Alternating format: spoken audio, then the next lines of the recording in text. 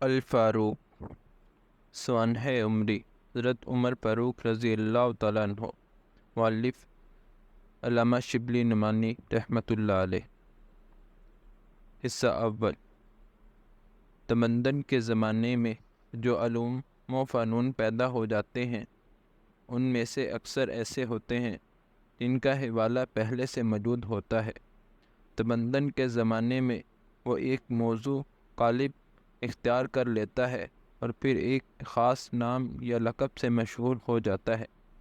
مثلاً استدلال اور اثبات مدعا کے طریقے ہمیشہ سے موجود تھے اور عام و خاص میں سب ان سے کام لیتے تھے، لیکن جب ارسطو نے ان جزیات کو ایک خاص وجہ سے ترتیب دیا تو اس کا نام منطق ہو گیا وہ ایک مستقل فن بن گیا۔ تاریخ و تذکرہ بھی اسی قسم کا فن ہے۔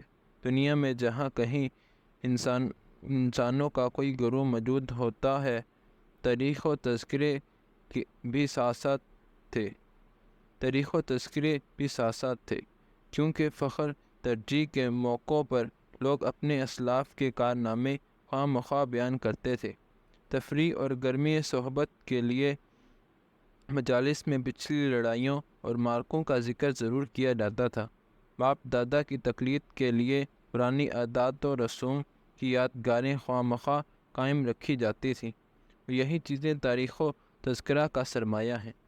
اس بنا پر عرب، عجم، ترک، تتار، ہندی، افغانی، مصری، یونانی غرض دنیا کے تمام قومیں فن تاریخ کی قابلیت میں ہمسری کا یکساں دعویٰ کر سکتی ہیں، لیکن اس عموم میں عرب کو ایک خصوصیت خاص حاصل ہے۔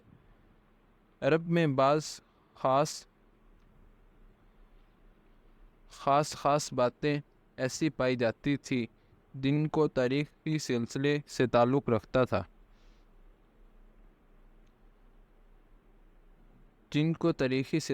تعلق تھا اور جو اور قوموں میں نہیں پائی جاتی تھی۔ مثلاً انساب کا چرچا، جس کی یہ کیفیت تھی کہ بچہ اپنے آباء و اجداد کے نام اور ان کے رشتے ناطے 10-12 پشتوں تک محفوظ رکھتا تھا، یہاں تک کہ انسانوں سے گزر کر گھوڑوں اور اونٹوں کے نسب نامے محفوظ رکھے جاتے تھے۔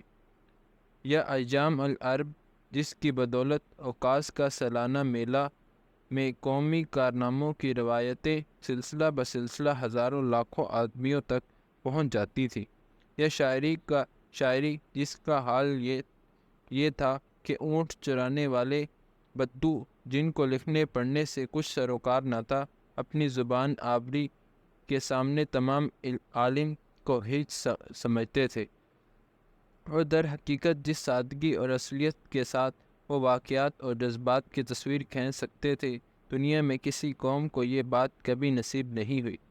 اس بنا پر عرب میں جب تمدن کا آغاز ہوا تو سب سے پہلے تاریخی تصنیفات وجود میں آئی۔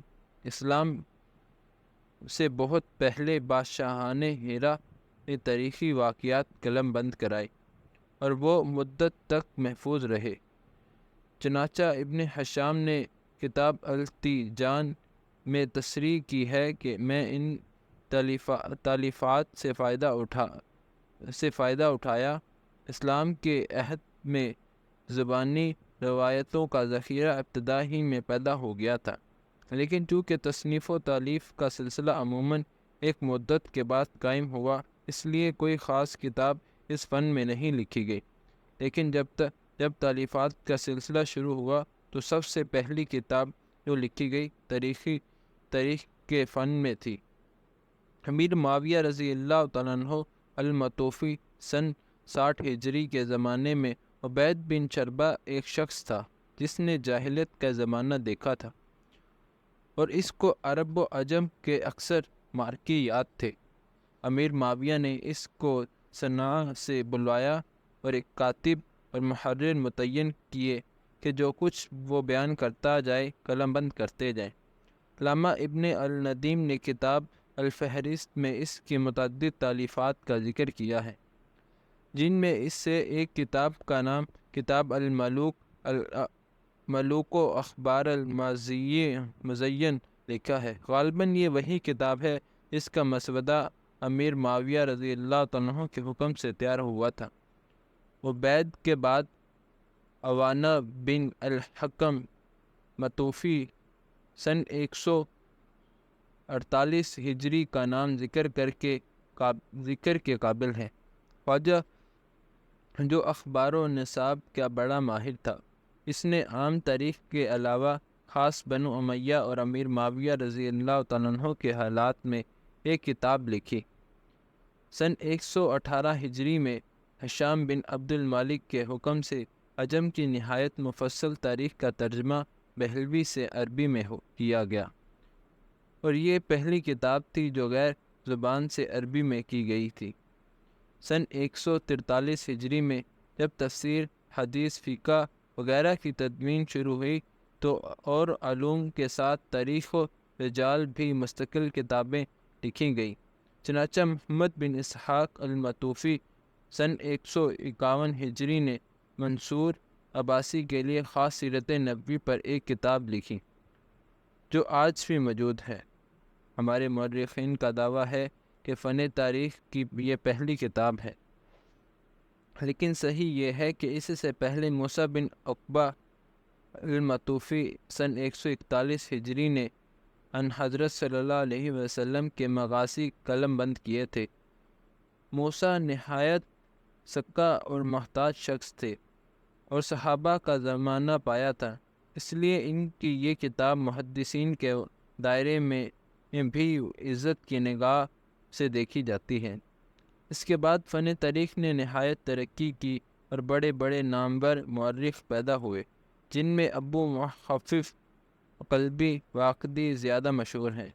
ان لوگوں نے نہایت عمدہ اور جدید عنوانوں پر کتابیں لکھی۔ مثلاً قلبی نے افواج اسلام، قریش کے پیشے، قبائل عرب کے مناظرات، جاہلیت اور اسلام کے احکام کا توارد، ان مضامین پر مستقل رسالے لکھے۔ رفتہ رفتہ اس سلسلے کو نہایت وسعت ہوئی، یہاں تک کہ چوتھی صدی تک ایک دفتر بے پایا تیار ہو گیا، اور بڑی خوبی کی بات یہ تھی کہ ہر صاحب قلم کا موضوع اور عنوان جدا تھا۔ اس دور میں بے شمار مورخ گزرے، ان میں جن لوگوں نے بالتخصیص آن حضرت صلی اللہ علیہ وسلم اور صحابہ رضی اللہ تعالیٰ عنہ کے حالات میں کتابیں لکھیں، ان کی مختصر سی فہرست یہ ہے: قدیم مورخین، بحی مدنی، غزوات نبوی، تصنیف غزوات نبوی، نصر بن مزاحم کوفی، تصنیف کتاب الحمل یعنی حضرت علی رضی اللہ تعالیٰ عنہ اور عائشہ کی لڑائی کا حال، عائشہ رضی اللہ تعالیٰ عنہ کی لڑائی کا حال، سیف بن عمر الاسدی، تصنیف کتاب الفتوح الکبیر، نہایت مشہور مورخ ہیں۔ معمر بن راشد کوفی، تصنیف کتاب المغازی۔ کیفیت: امام بخاری کے استاد تھے۔ عبداللہ بن سعد زہری المتوفی سن 380 ہجری، فتوحات خالد بن ولید۔ ابو الجنتری وہب بن وہب، کتاب تصنیف کتاب صفدہ النبی سلام و کتاب فضائل الانصار، سن 200 ہجری میں انتقال کیا۔ ابو الحسن علی بن محمد بن عبداللہ المدائنی المتوفی سن 324 ہجری، اس نے ان حضرت اور خلفاء کے حالات کثرت سے کتابیں لکھی اور نئے نئے عنوان اختیار کیے۔ احمد بن حارث خزاز، کتاب المغازی، اسماء الخلفاء و کتاب حمد، مدائنی کا شاگرد تھا۔ عبد الرحمن بن عبدہ، تصنیف مناقب قریش، نہایت سکہ اور معتمد مورخ تھا۔ عمر بن شعبہ المتوفی سن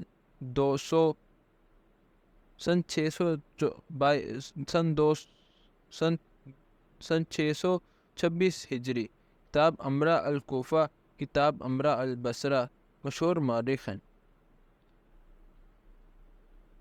مقدمہ کی جو تصنیفات آج موجود ہیں، اگرچہ یہ تصنیفات آج ناپید ہیں، لیکن اور کتابیں جو اسی زمانے میں یا اس کے بعد قریب تر زمانے میں لکھی گئی، ان میں ان تصنیفات کا بہت کچھ سرمایہ موجود ہے۔ چنانچہ ہم ان کے نام ان کے مصنفین کے عنوان سے لکھتے ہیں: عبداللہ بن مسلم بن کتبۃ المتولد سن 213 ہجری، المتوفی 276 عیسوی۔ یہ نہایت نامور اور مستند مصنف ہے۔ محدثین بھی اس کے اعتماد اور اعتبار کے قائل ہیں۔ تاریخ میں اس کی مشہور کتاب معارف ہے، جو مصروع وغیرہ میں چھپ کر شائع ہو چکی ہے۔ یہ کتاب اگرچہ نہایت مختصر ہے، لیکن اس میں ایسے مفید معلومات ہیں جو بڑے بڑے کتابوں میں نہیں ملتی۔ احمد بن داؤد، ابو حنیفہ و بن دینوری المتوفی سن 281 ہجری، یہ بھی مشہور مصنف ہیں۔ تاریخ میں اس کی کتاب کا نام الاخبار الطوال ہے۔ اس میں خلیفہ معتصم باللہ تک کے حالات ہیں۔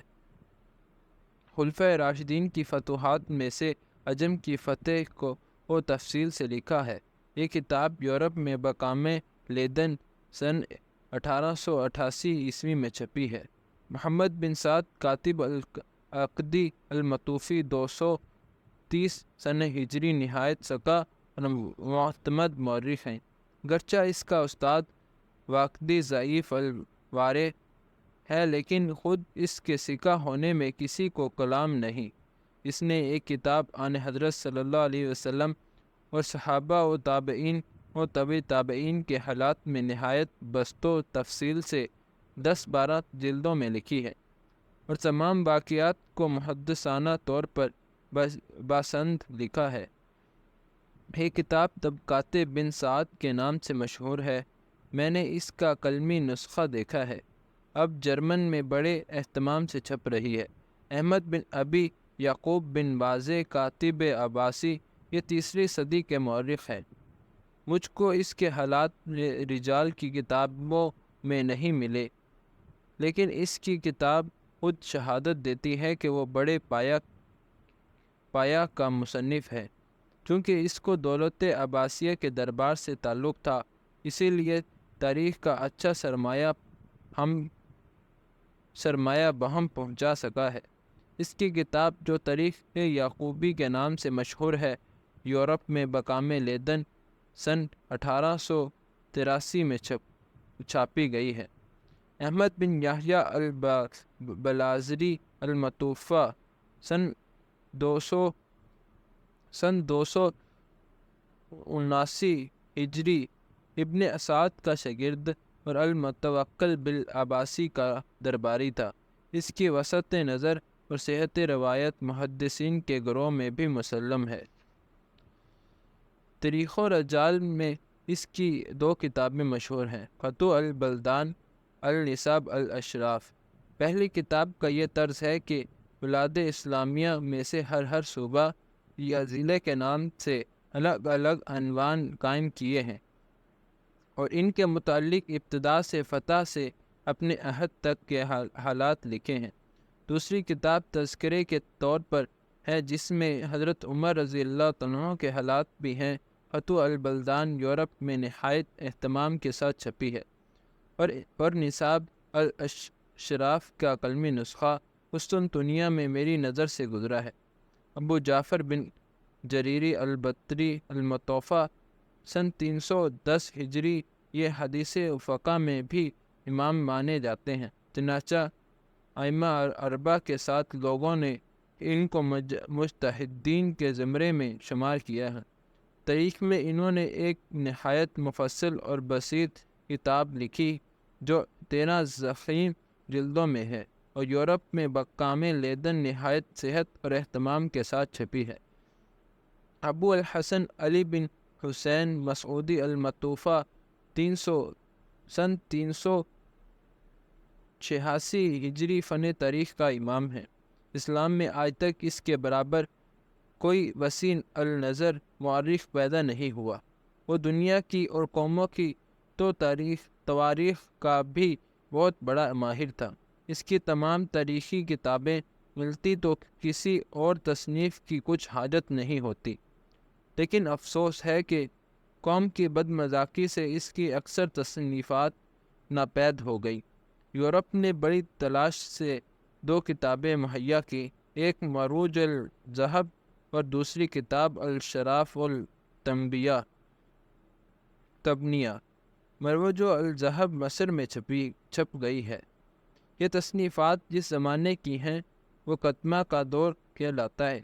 5ویں صدی کے آغاز سے متارخین کا دور شروع ہوتا ہے، جو فن تاریخ کے تنزل کا پہلا قدم ہے۔ متارخین میں اگرچہ بے شمار مورخ گزرے ہیں، جن میں سے ابن الاثیر، سمعانی، ذہبی، ابو الفدا، نویری، سیوطی وغیرہ نے نہایت شہرت حاصل کی، لیکن افسوس ہے کہ ان لوگوں نے تاریخ کے ساتھ من حیث الفن کو کوئی احسان نہیں کیا۔ قدمہ کی جو خصوصیات تھیں کھودیں اور خود کوئی نئی بات نہیں پیدا کی۔ مثلاً قدمہ کی ایک یہ خصوصیت تھی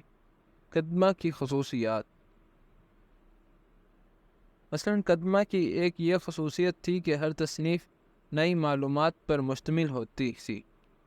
متارخین نے یہ طرز اختیار کیا کہ کوئی قدیم تصنیف سامنے رکھ لی اور بغیر اس کے کہ اس پر کچھ اضافہ کر سکیں، تغیر اور اختصار کے ساتھ اس کا قالب بدل دیا۔ تاریخ ابن الاثیر کو علامہ ابن خلکان نے من خیار التواریخ کہا ہے، اور در حقیقت اس کی قبولیت عام نے قدیم تصنیفین ناپید کر دی۔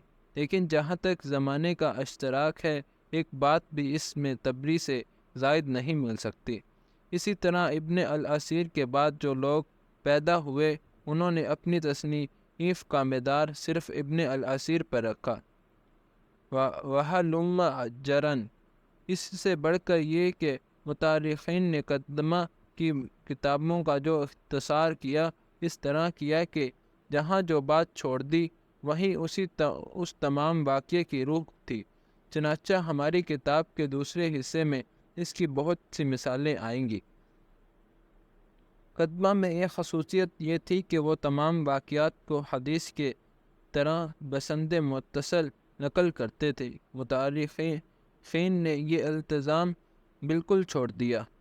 ایک اور خصوصیت قدمہ میں یہ تھی کہ اگرچہ وہ کسی عہد کی معاشرت و تمدن پر جدا عنوان نہیں قائم کرتے تھے، لیکن ضمناً ان جزیات کو لکھ جاتے تھے جن سے تمدن و معاشرت کا کچھ پتہ چلتا تھا۔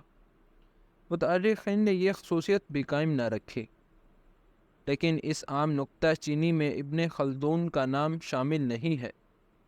اس نے فلسفہ تاریخ کا فن ایجاد کیا، اور اس پر نہ صرف متارخین بلکہ مسلمانوں کی کل قوم ناز کر سکتی ہے۔ اسی طرح اس کا شاگرد علامہ مقریزی بھی نکتہ چینی کے بجائے مدیح و ستائش کا مستحق ہے۔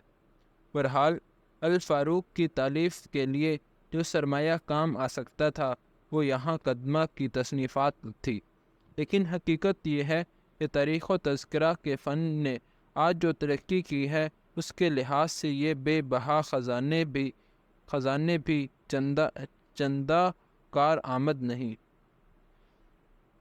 اس اجمال کی تفصیل سمجھنے کے لیے پہلے یہ جاننا چاہیے کہ فن تاریخ کی ماہیت اور حقیقت کیا ہے۔ تاریخ کی تعریف ایک بڑے مصنف نے یہ کی ہے کہ فطرت کے واقعات نے انسان کے حالات میں جو تغیرات پیدا کیے ہیں اور انسان نے عالم فطرت پر جو اثر ڈالا ہے، ان دونوں کے مجموعے کا نام تاریخ ہے۔ ایک اور حکیم نے یہ تعریف کی ہے کہ ان واقعات اور حالات کا پتہ لگانا جن سے دریافت ہو کہ وہ موجودہ زمانہ گزشتہ زمانے سے کیوں کر بطور نتیجے کے پیدا ہو گیا ہے، یعنی چونکہ یہ مسلم ہے کہ آج دنیا میں جو تمدن، معاشرت، خیالات، مذاہب موجود ہیں، سب گزشتہ واقعات کے نتائج ہیں جو خواہ مخواہ ان سے پیدا ہونے چاہیے تھے۔ اس لیے ان گزشتہ واقعات کا پتہ لگانا اور ان کو اس طرح ترتیب دینا جس سے ظاہر ہو کہ ہر موجودہ واقعہ گزشتہ واقعات سے کیوں کر پیدا ہوا ہے، اسی کا نام تاریخ ہے۔ ان تعریفات کی بنا پر تاریخ کے لیے دو باتیں لازمی ہیں۔ ایک یہ کہ جس عہد کا حال لکھا جائے اس زمانے کے ہر قسم کے واقعات قلم بند کیا جائے۔ تاریخ کے لیے کیا چیزیں لازم ہیں؟ ایک یہ کہ جس عہد کا حال لکھا جائے اس زمانے کے ہر قسم کے واقعات قلم بند کیا جائے، یعنی تمدن، معاشرت، اخلاق، عادات، مذہب، ہر چیز کے متعلق معلومات کا سرمایہ مہیا کیا جائے۔ قدیم تاریخوں کے نقص اور اس کے اسباب۔ دوسرا یہ کہ تمام واقعات میں سبب اور مسبب کا سلسلہ تلاش کیا جائے۔ قدیم تاریخوں میں یہ دونوں چیزیں مفقود ہیں۔ رعایا کے اخلاق و عادات اور تمدن و معاشرت کا تو سرے سے ذکر ہی نہیں آتا۔ فرما روائے وقت کے حالات ہوتے ہیں، لیکن ان میں بھی فتوحات اور خانہ جنگیوں کے سوا اور کچھ نہیں ہوتا۔ یہ نقص اسلامی تاریخ تک محدود نہیں بلکہ کل ایشیائی تاریخوں کا یہی انداز تھا، اور ایسا ہونا مقتضائے اسباب تھا۔ ایشیا میں ہمیشہ شخصی سلطنتوں کا رواج رہا اور فرما روائے وقت کی عظمت و اقتدار کے آگے تمام چیزیں ہیچ ہوتی تھیں۔ اس کا لازمی اثر تھا کہ تاریخ کے صفحوں میں شاہی عظمت و جلال کے سوا اور کسی چیز کا ذکر نہ آئے، اور چونکہ اس زمانے میں قانون اور قاعدہ جو کچھ تھا بادشاہ کی زبان تھی، اس لیے سلطنت کے اصول اور آئین کا بیان کرنا بھی گویا بے فائدہ تھا۔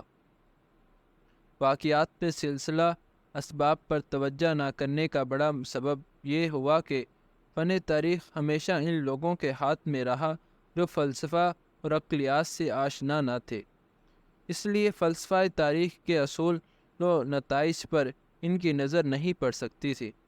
یہی وجہ ہے کہ احادیث و سیر میں روایت کا پلہ ہمیشہ ورایت سے بھاری رہا، بلکہ انصاف یہ ہے کہ ورایت سے جس قدر کام لیا گیا نہ لیا جانے کے برابر تھا۔ آخر میں ابن خلدون نے فلسفہ تاریخ کی بنیاد ڈالی اور اس کے اصول و آئین منضبط کیے، لیکن اس کو اس قدر فرصت نہ ملی کہ اپنی تاریخ میں ان اصولوں سے کام لے سکتا۔ اس کے بعد مسلمانوں میں علمی تنزل کا یہ ایسا سلسلہ قائم رہا کہ کسی نے پھر اس طرف خیال بھی نہ کیا۔ ایک بڑا سبب جس کی وجہ سے تاریخ کا فن نہ صرف مسلمانوں میں بلکہ تمام قوموں میں نہ تمام رہا، یہ ہے کہ تاریخ میں جو واقعات مذکور ہوتے ہیں ان کو مختلف فنون سے رابطہ ہوتا ہے۔ مثلا لڑائی کے واقعات فن حرب سے، انتظامی امور قانون سے، اخلاقی تذکرے علم و اخلاق سے تعلق رکھتے ہیں۔ مورخ اگر ان تمام علوم کا ماہر ہو تو واقعات کو علمی حیثیت سے دیکھ سکتا ہے، ورنہ اس کی نظر اسی قسم کی سرسری اور سطح ہوگی جیسے کہ ایک عامی کی ہو سکتی ہے۔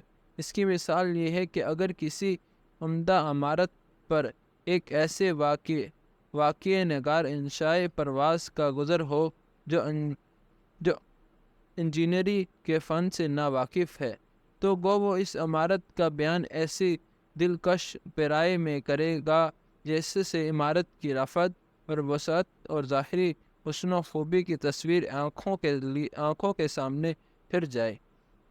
لیکن اگر اس کے بیان میں خاص انجینئری کے علمی اصول اور اس کی باریکیاں ڈھونڈی جائیں تو نہ مل سکیں گے۔ یہی سبب ہے کہ تاریخوں میں حالات جنگی کے ہزاروں صفحے پڑھ کر بھی فن جنگی کے اصول پر کوئی متعدد اطلاع نہیں حاصل ہوتی۔ انتظامی امور کے ذکر میں قانونی حیثیت کا اسی وجہ سے پتہ نہیں لگتا کہ مورخین خود قانون دان نہ تھے۔ اگر خوش قسمتی سے تاریخ کا فن ان لوگوں کے ہاتھ میں رہا ہوتا جو تاریخ کے ساتھ فن جنگی، اصول قانون، اصول سیاست، علم اخلاق سے بھی آشنا ہوتے، تو آج یہ فن کہاں سے کہاں تک پہنچا ہوتا۔ واقعات کی صحت کا معیار۔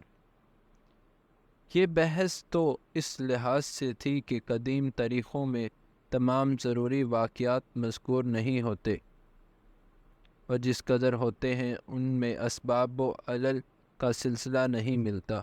لیکن ان کے علاوہ ایک اور ضروری بحث ہے، وہ یہ کہ جو واقعات مذکور ہیں خود ان کی صحت پر کہاں تک اعتبار ہو سکتا ہے۔ واقعات کے جانچنے کے صرف دو طریقے ہیں، روایت و رایت۔ ورایت سے یہ مراد ہے کہ جو واقعہ بیان کیا جائے اس شخص کے ذریعے سے بیان کیا جائے جو خود اس واقعے میں موجود تھا، اس سے لے کر آخر راوی تک روایت کا سلسلہ متصل بیان کیا جائے۔ اس کے ساتھ تمام راویوں کی نسبت تحقیق کیا جائے کہ وہ صحیح الواریہ اور ضابطہ تھے یا نہیں۔ ورایت سے یہ مراد ہے کہ اصول عقلی سے واقعے کی تنقید کی جائے۔ روایت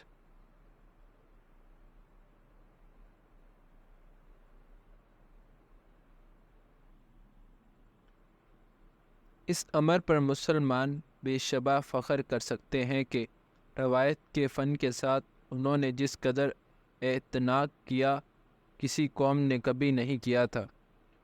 انہوں نے ہر قسم کی روایتوں میں مسلسل سند کی جستجو کی اور راویوں کے حالات استفحص اور تلاش سے وہم پہنچائے کہ اس کو ایک مستقل فن بنا دیا جو فن رجال کے نام سے مشہور ہے۔ یہ توجہ اور اہتمام اگرچہ اصل میں احادیث نبوی کے لیے شروع ہوا تھا، لیکن فن تاریخ بھی اس فیض سے محروم نہ رہا۔ طبری، فتح البلدان، طبقات ابن سعد وغیرہ میں تمام واقعات بسند متصل مذکور ہے۔ یورپ نے فن تاریخ کو آج کمال کے درجے پر پہنچا دیا ہے، لیکن اس خاص امر میں وہ مسلمان مورخوں سے بہت پیچھے ہیں۔ ان کو واقع نگار کے سکا اور غیر سکا ہونے کی کچھ پرواہ نہیں ہوتی، یہاں تک کہ وہ جرح و تعدیل کے نام سے بھی آشنا نہیں۔ ورایت کے اصول بھی اگرچہ موجود تھے، چنانچہ ابن حزم، ابن قیم، خطابی، ابن عبد البر نے متعدد روایتوں کی تنقید میں ان اصولوں سے کام لیا ہے، لیکن انصاف یہ ہے کہ اس فن کو جس قدر ترقی ہونی چاہیے تھی نہیں ہوئی، اور تاریخ میں تو اس سے بالکل کام نہیں لیا گیا۔ البتہ علامہ ابن خلدون نے جو 8ویں صدی ہجری میں گزرا، جب فلسفہ تاریخ کی بنیاد ڈالی، تو ورایت کے اصول نہایت نقطہ سنجی اور باریک بینی کے ساتھ مرتب کیے، چنانچہ اپنی کتاب دیباچے میں لکھتا ہے: خبروں میں اگر صرف روایت پر اعتبار کر لیا اور عادت کے اصول اور سیاست کے قواعد اور انسانی سوسائٹی کے اقتضاء کا لحاظ اچھی طرح نہ کیا جائے، اور غائب کو حاضر پر اور حال کو گزشتہ پر قیاس نہ کیا جائے، تو اکثر لغزش ہوگی۔ علامہ موصوف نے تصریح کی ہے کہ واقعے کی تحقیق کے لیے پہلے راویوں کی جرح و تعدیل سے بحث نہیں کرنی چاہیے، بلکہ یہ دیکھنا چاہیے کہ واقعہ فی نفسی ممکن بھی ہے یا نہیں، کیونکہ اگر واقعے کا ہونا ممکن ہی نہیں تو راوی کا عادل ہونا بیکار ہے۔ علامہ موصوف نے یہ بھی ظاہر کر دیا کہ ان موقعوں میں امکان سے امکان عقلی مراد نہیں، بلکہ اصول و عادت اور قواعد تمدن کے روح سے ممکن ہونا مراد ہے۔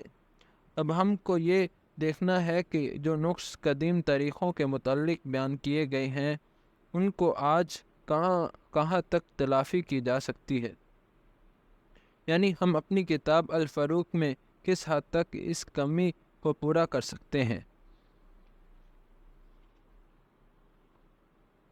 گرچہ یہ امر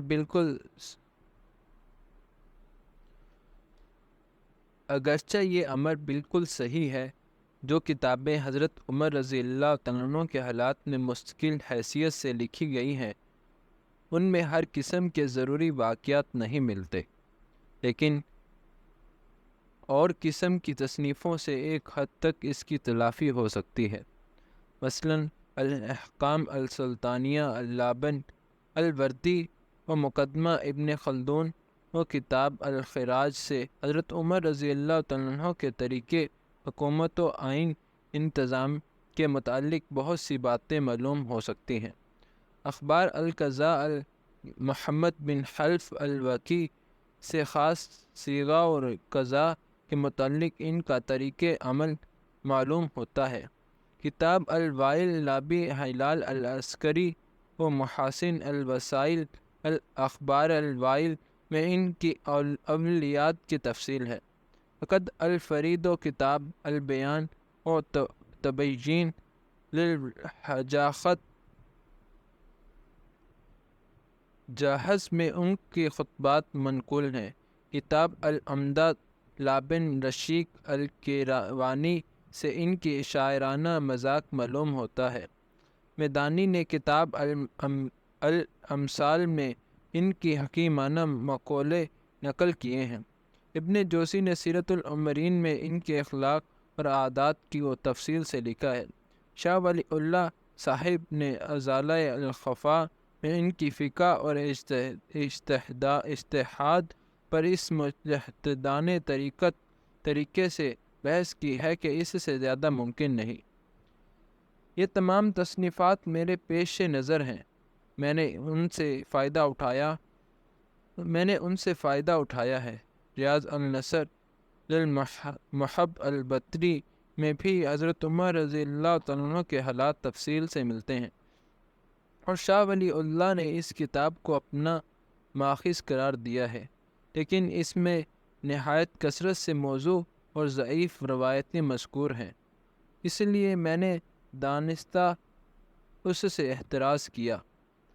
واقعات کی تحقیق و تنقید کے لیے ورایت کے اصول سے بہت بڑی مدد مل سکتی ہے۔ ورایت کا فن اب ایک مستقل فن بن گیا ہے، اس کے اصول و قاعدے نہایت خوبی سے منضبط ہو گئے۔ ان میں سے جو اصول ہمارے کام آ سکتے ہیں حسب ذیل ہیں۔ پہلا، واقعہ مذکورہ اصول عادت کی روح سے ممکن ہے یا نہیں۔ اس زمانے میں لوگوں کا میلان عام واقعے کے خلاف تھا یا موافق۔ واقعہ اگر کسی حد تک غیر معمولی ہے تو اسی نسبت سے ثبوت کی شہادت زیادہ قوی ہے یا نہیں۔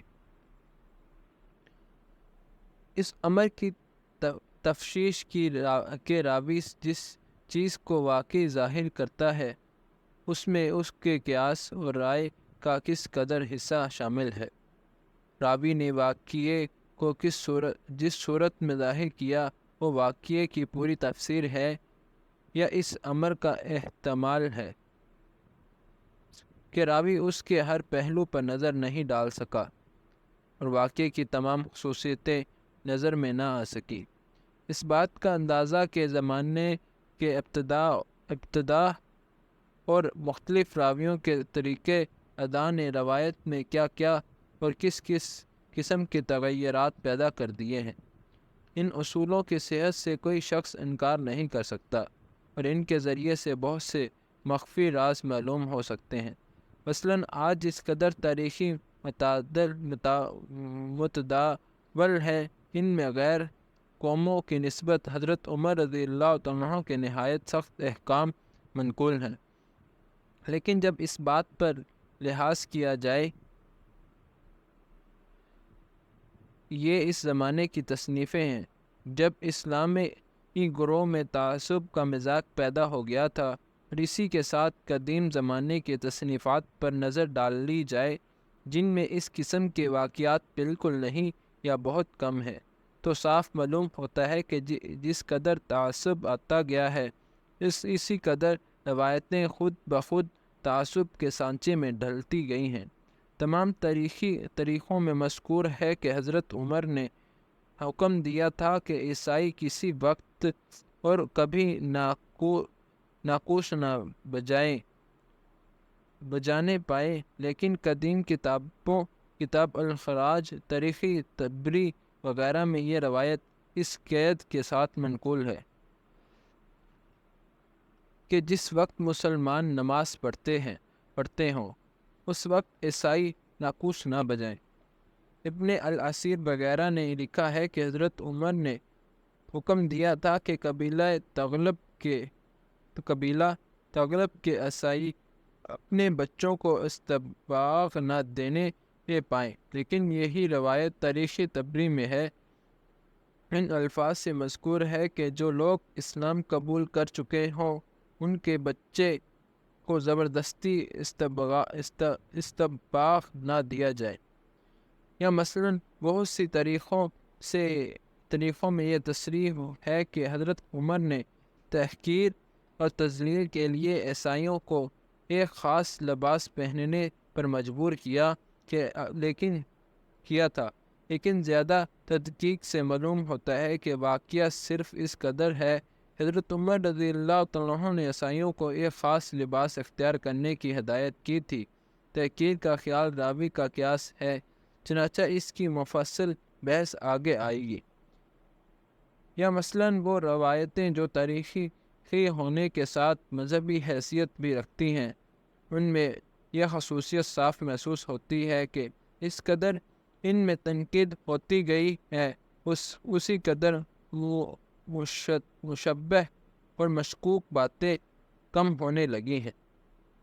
متشابہ اور مشکوک باتیں کم ہونے لگی ہیں۔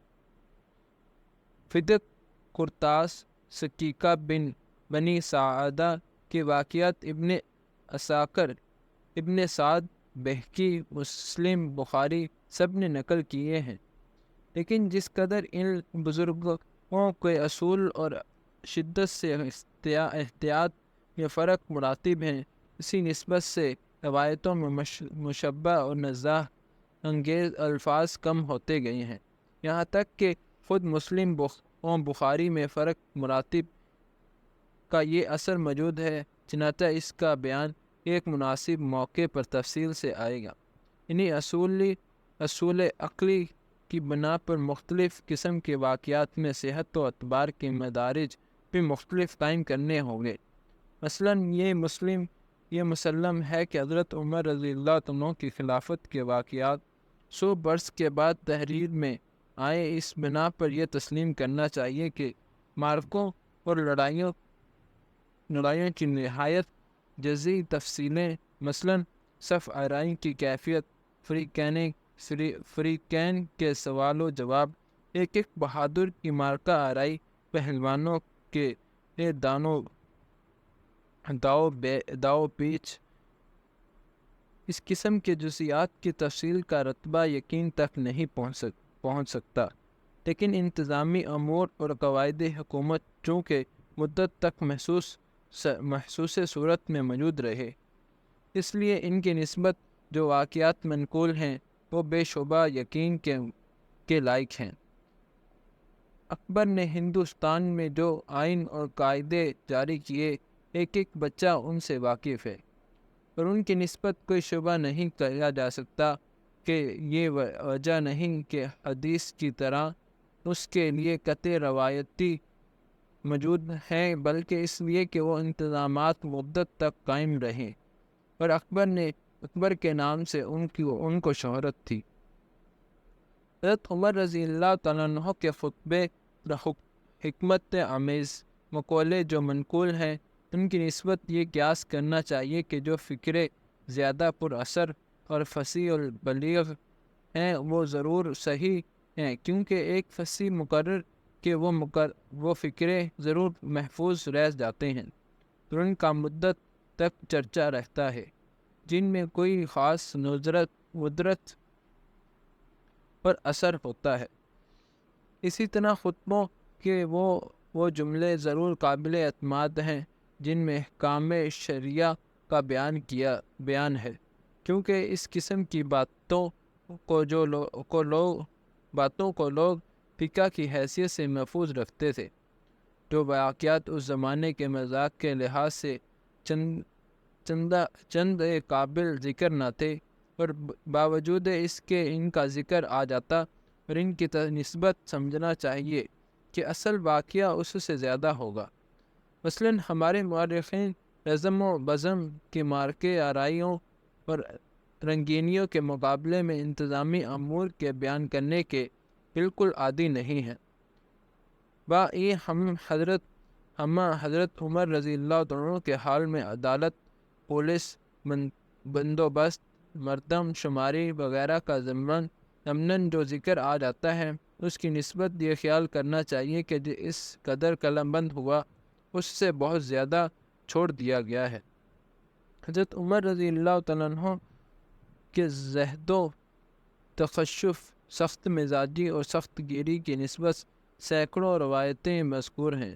بے شبہ اور صحابہ کی نسبت یہ اوصاف ان میں زیادہ تھے، لیکن اس کے متعلق ان تمام روایتوں کو صحیح نہیں خیال کرنا چاہیے جو حلیۃ الاولیاء، ابن عساکر، کنز العمال، کنز العمال، ریاض النزہ وغیرہ میں مذکور ہیں، بلکہ یہ سمجھنا چاہیے کہ چونکہ اس قسم کی روایتیں عموماً گرمی محفل کا سبب ہوتی ہیں اور عوام ان کو نہایت ذوق سے سنتے تھے، اس لیے ان میں خود بخود مبالغہ کا رنگ آتا گیا۔ اس کی تصدیق اس سے ہوتی ہے کہ جو کتابیں زیادہ مستند اور معتبر ہیں ان میں یہ روایتیں بہت کم پائی جاتی ہیں۔ اسی لیے میں نے اس قسم کی جو روایتیں اپنی کتاب میں نقل کی ہیں ان میں بڑی احتیاط کی ہے، اور ریاض النزہ، وابن عساکر اور حلیۃ الاولیاء وغیرہ کی روایتوں کو بالکل نظر انداز کیا ہے۔ تاریخ کا طرز تحریر۔ آخر میں طرز تحریر کے متعلق کچھ لکھنا بھی ضروری ہے۔ آج کل کے اعلیٰ درجے کی تاریخیں جنہوں نے قبول عام حاصل کیا ہے، فلسفہ اور انصاف بردازی سے مرکب ہیں۔ اسی طرز سے بڑھ کر اور کوئی طرز مقبول عام نہیں ہو سکتا۔ لیکن در حقیقت تاریخ اور انصاف پردازی کی حدیں بالکل جدا جدا ہیں۔ ان دونوں میں جو فرق ہے وہ نقشہ اور تصویر کے فرق سے مشابہ ہے۔ تاریخ اور انصاف پردازی کا فرق۔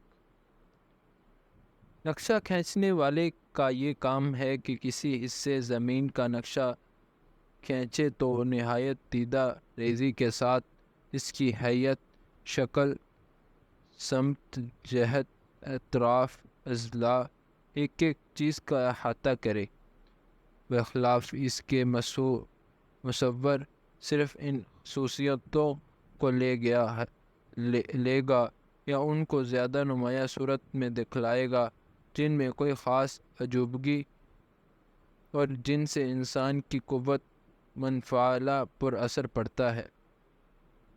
مثلاً رستم و سہراب کی داستان کو ایک مورخ لکھے گا تو سادہ طور پر واقعے کے تمام جزیات بیان کر دے گا، لیکن ایک انشا پردازانے جزیات کو اس طرح ادا کرے گا کہ سہراب کی مظلوم و بے کسی اور رستم کی ندامت و حسرت کی تصویر آنکھوں کے سامنے پھر جائے، اور واقعے کے دیگر جزیات باوجود سامنے ہونے کے نظر نہ آئیں۔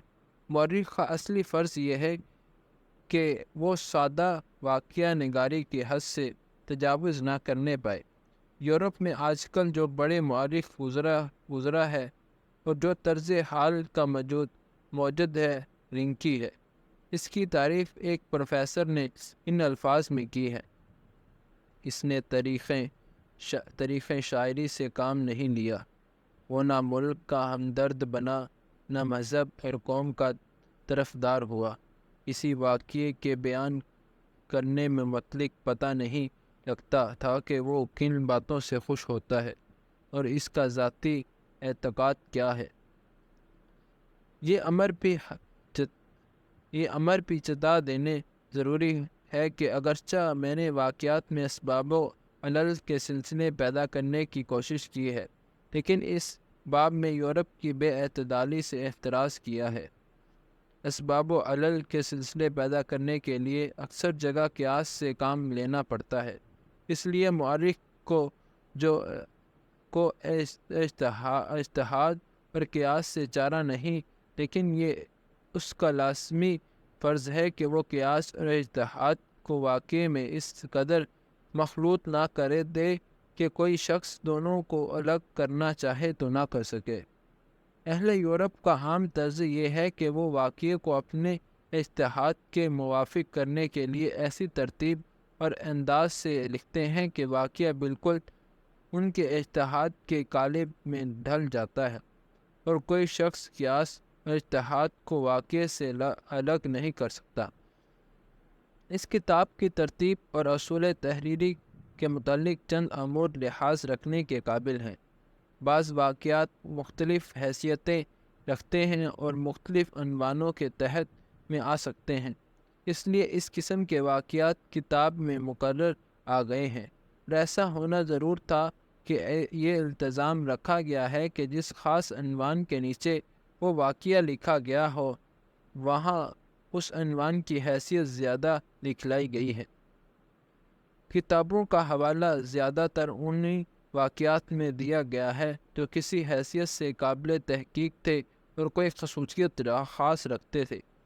جو کتابیں روایت کی حیثیت سے کم رتبہ ہیں، مثلاً ازالہ الخفا اور ریاض النظر وغیرہ، ان کو جہاں حوالہ دیا ہے اس بنا پر دیا ہے کہ خاص اس روایت کی تصدیق معتبر کتابوں سے کر لی گئی ہے۔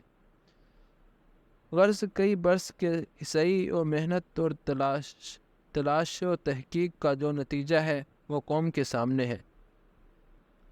من کے یک چند زدم مہر خاموشی بر لب، کس جائے داند کے وری پردہ جے سودا کر عدم، پیکرے تازہ کے خواہم بے عزیزان منومود، لہنتے از ذوق خودش نیز تماشا کردم، محفل از بادو دون شینائے نیا سودو ہنوز، بادائے تند تر از و دوشو بے مینائے کردم۔